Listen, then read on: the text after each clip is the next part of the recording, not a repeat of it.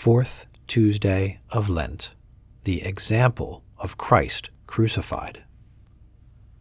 Christ assumed human nature in order to restore fallen humanity. He had therefore to suffer and to do, according to human nature, the things which could serve as a remedy against the sin of the fall. Man's sin consists in this, that he so cleaves to bodily goods that he neglects what is good spiritually.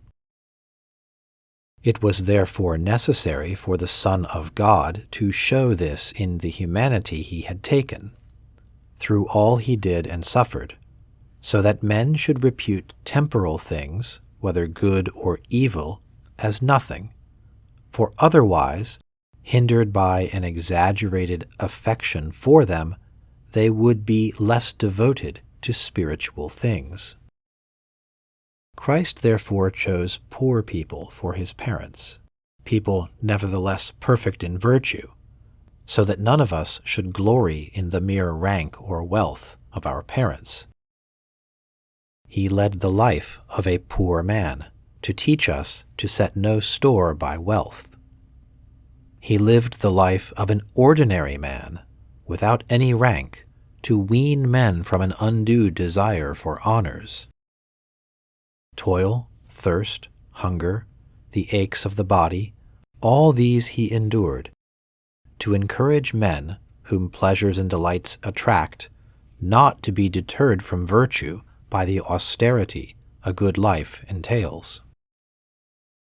He went so far as to endure even death, lest the fear of death might at any time tempt man to abandon the truth, and lest any of us might dread to die, even a shameful death, for the truth. He chose to die by the most accursed death of all, by crucifixion. That the Son of God made man should suffer death was also fitting for this reason, that by his example he stimulates our courage, and so makes true what St. Peter said, "Christ suffered for us, leaving you an example that you should follow his steps." Christ truly suffered for us, leaving us an example in anxieties, contempts, scourgings, the cross, death itself, that we might follow in his steps. If we endure for Christ our own anxieties and sufferings, we shall also reign together with Christ in the happiness that is everlasting. St. Bernard says, "How few are they, O Lord, who yearn to go after thee, and yet there is no one that desireth not to come to thee. For all men know that in thy right hand are delights that will never fail. All desire to enjoy thee, but not all to imitate thee. They would willingly reign with thee, but spare themselves from suffering with thee.